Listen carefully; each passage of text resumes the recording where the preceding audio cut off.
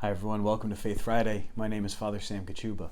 And one of the joys that I have as a priest is that people will bring stuff to me that they think I'd be interested in, or things that were of value to their family or something like that they think I should know about. So I was given this little book after a gentleman passed away. His daughter brought it to me and she said, I think you might be interested in this. It's a little book that her father kept for many, many years. It's called A Young Man Prays.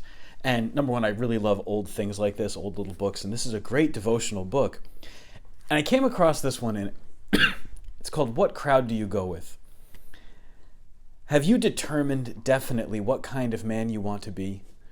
You should, because if you blunder along blindly without plans, you will turn out a very different character from your ideal. A Catholic young man ought to form an early and detailed picture of the sort of man he wants to become, and then to plan and work to carry out that desire. To be manly, according to the example of Christ, requires self-reverence, self-knowledge, self-control. It also requires that a man shape his environment as far as he can and make it favorable for the carrying out of his ideals.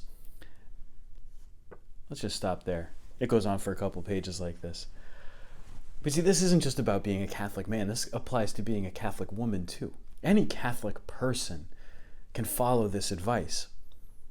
We ought to form an early and detailed picture of the sort of person we want to become.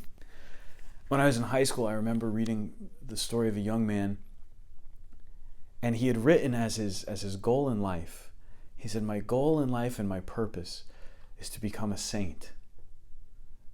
It is the hardest thing to become, but I will strive with all my being to attain this goal.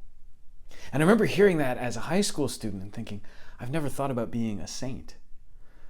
But that's actually at the heart of what the church calls us to. The church calls all of us to be saints, to be holy, to really attain that great holiness. And how do we do it? We have to follow the example of Christ. So we have to have self-reverence, self-knowledge, self-control. We have to honor ourselves. We have to honor our neighbor.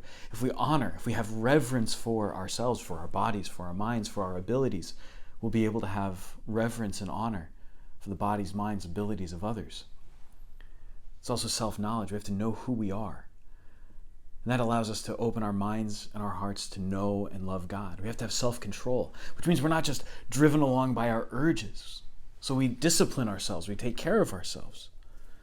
It also requires that a man shape his environment as far as he can and make it favorable for the carrying out of his ideals. Well, this is nothing short of the missionary call to discipleship that each one of us has by virtue of our baptism. Male or female, it doesn't matter. You are called to go out and shape the world according to the ideals of Jesus Christ. That's a high call. That's a beautiful call. What crowd do you go with? Sometimes there's a lot of wisdom in those little old volumes that you find on a shelf covered in dust. Sometimes there's a lot of wisdom in the ages past. But the truth is that this isn't just something from the past. This is something very much for today.